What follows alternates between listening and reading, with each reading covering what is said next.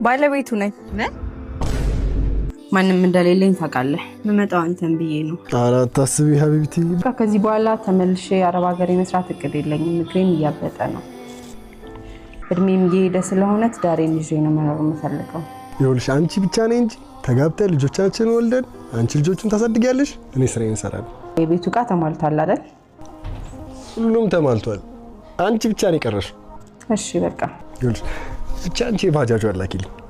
የባጃጁን በዚህ 2 ቀን ውስጥ አስገባልሃለሁ። በዚህ 2 ሳምንት ውስጥ ደግሞ እመጣለሁ።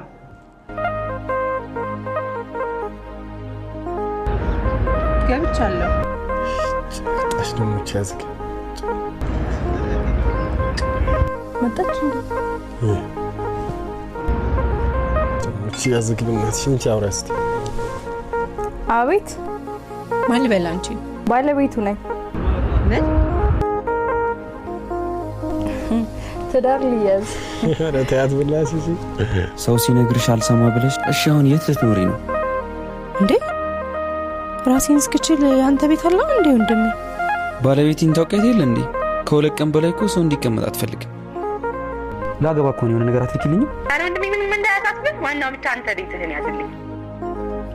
ለካ ለራስ መሆን ይገርማል። ለካ ካለ ራሴ ምንም የለኝም።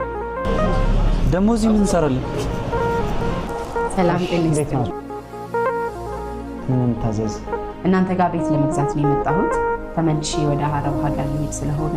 እንዴ እህቴ ድጋሚ አረብ ሀገር ልትሄጂ ነው? እዛ ሆኜ አሁን የተወሰነ ገንዘብ ከፍዬ ያላችሁን ኦፕሽን ለማየት ነው።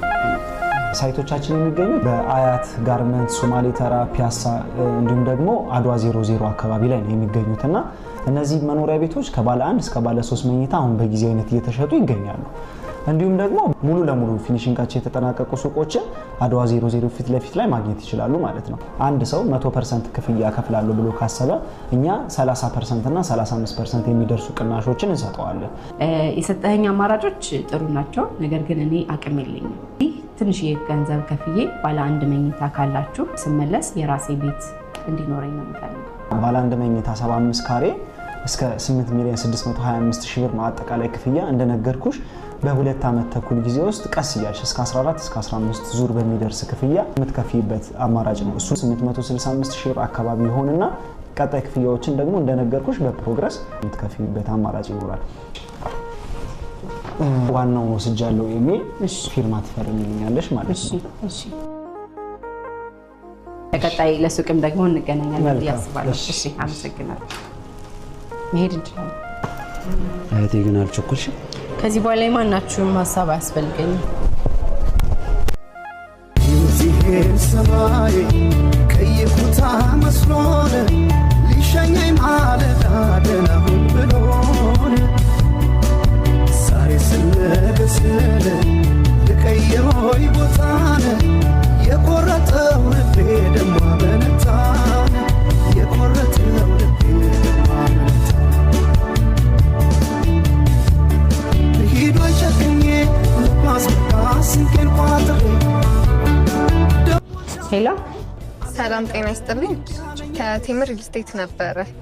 አብሮ ይስጥልን። ግንባታው 2ኛ ፍሎር ላይ መድረሱን ላሳውቅሽ እና በውላችን መሰረት ቀጣይ ክፍያ መክፈል እንዳለብሽ ላስታውስሽ ብዬ ነው የደወልኩት። እሺ ከዛ በፊት ምን ላይ እንደደረሰ ሳይቱን ትልክልኝ ትችያለሽ? አዎ ኢሞ ላይ ላኪልኝ በዚህ ቁጥር። ኦኬ ይቻላል፣ በኢሞም ይቻላል፣ እልክልሻለሁ። ሄሎ ወንድሜ። ልጄን የ3 ወር አልከፈልክም ብሎ አባረሩብኝ እኮ ምን እንደማድረግ ግራ ገባኝ። የመንግስት አስገባው።